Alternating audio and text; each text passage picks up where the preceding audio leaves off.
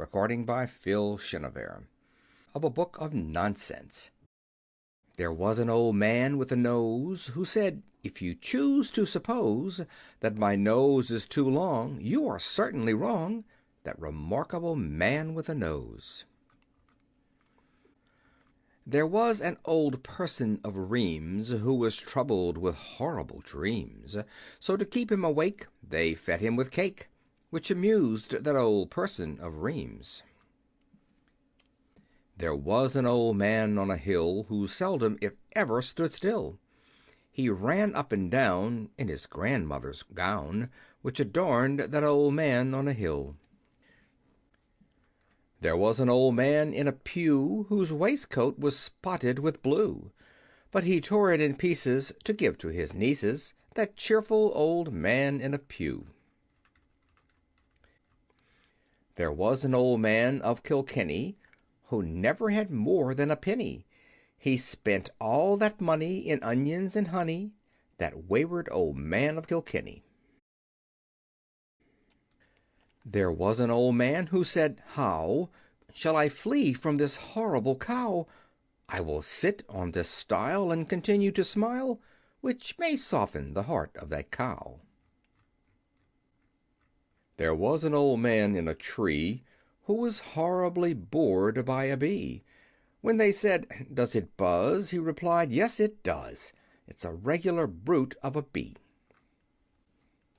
There was a young lady of Hull who was chased by a virulent bull, but she seized on a spade and called out, "Who's afraid?" which distracted that virulent bull. There was an old lady of Chertsey who made a remarkable curtsy. She twirled round and round till she sank underground, which distressed all the people of Chertsey. There was a young lady whose chin resembled the point of a pin, so she had it made sharp and purchased a harp, and played several tunes with her chin. There was an old man who said, "Hush! I perceive a young bird in this bush." When they said, "Is it small?" he replied, "Not at all. It is 4 times as big as the bush."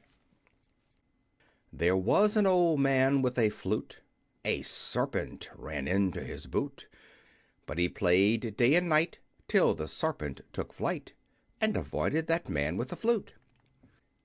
There was a young lady of Portugal whose ideas were excessively nautical. She climbed up a tree to examine the sea, but declared she would never leave Portugal. There was a young lady of Tyre who swept the loud chords of a lyre.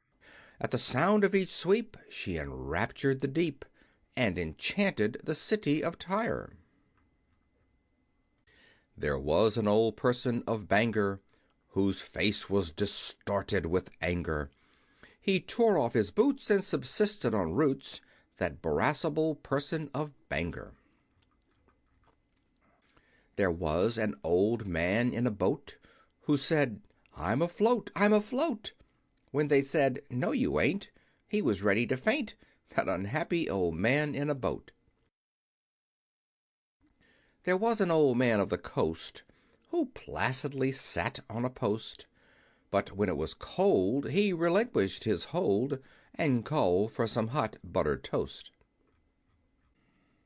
There was an old man of Moldavia who had the most curious behavior. For while he was able, he slept on a table, that funny old man of Moldavia. There was an old person of Gretna who rushed down the crater at Etna.